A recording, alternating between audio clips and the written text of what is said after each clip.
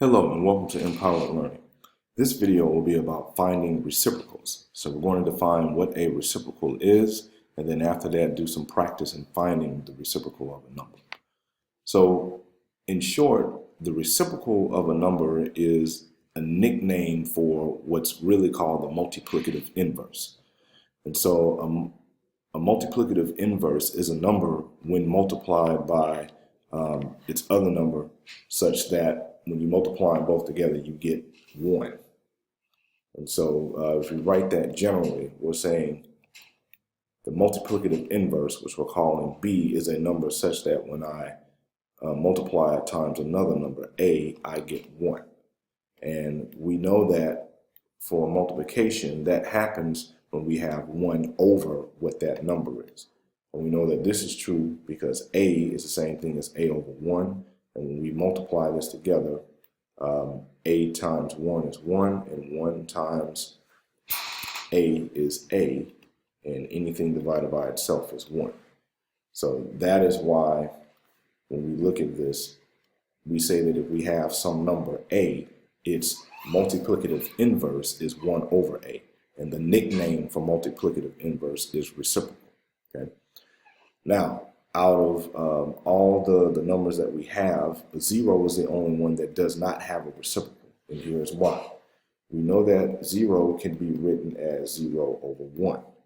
But if we try to find its multiplicative inverse, which we also know as its reciprocal, that would be 1 divided by 0.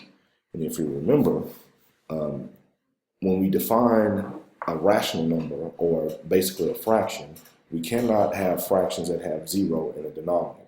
So this is not allowed. So that's why 0 is the only number that does not have a reciprocal. So some examples. So if we have the number 55, we know that the reciprocal is 1 over 55, since when we multiply those two numbers together, we would get 1 as a result. Similarly, negative 3/7. The reciprocal of that is going to be negative 7/3, because again, when we take negative 3/7 and multiply it times 7/3, negative 7/3, we get 1. Now, how we actually got negative 7/3 is, the simple way to say it is just to flip the number, okay? But in reality, this is how it was actually derived. So 1 over negative 3/7 looks like this. And of course, if we're dividing fractions here, complex fractions, dividing complex fractions looks like this.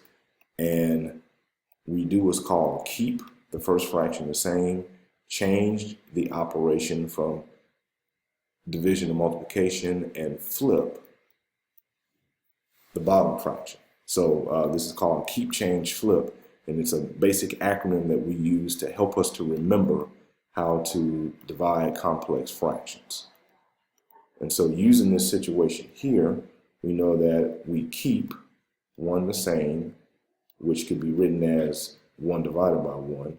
We change the operation from division to multiplication, and we flip this bottom number. And so when we flip it, negative 3/7 now becomes negative 7/3. And when we multiply all that together, we get a negative 7/3 as an answer. And so that's how we actually get the reciprocal. So when we do some of these examples here, let's start with the first one. The reciprocal of 5 over 7 is just 7 over 5. Of course, with the fractions, it's pretty easy. We can just flip the numbers. For b, the reciprocal for negative 2/3 is just negative 3/2. The reciprocal for 8, which we can translate as 8 over 1, is the same as 1 over 8. So you notice we're just flipping the number once it's in fraction form.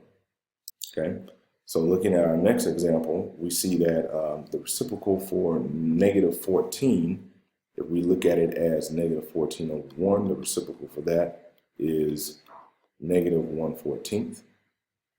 As we saw earlier, 1 over 55, the reciprocal of that number, if we flip it around, is just 55 over 1, which is just 55. Okay?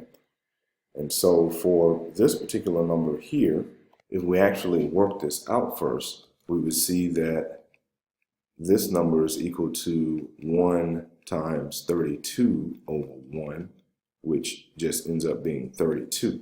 And so we're asking, what is the reciprocal of 32? It's really just 1 over 32.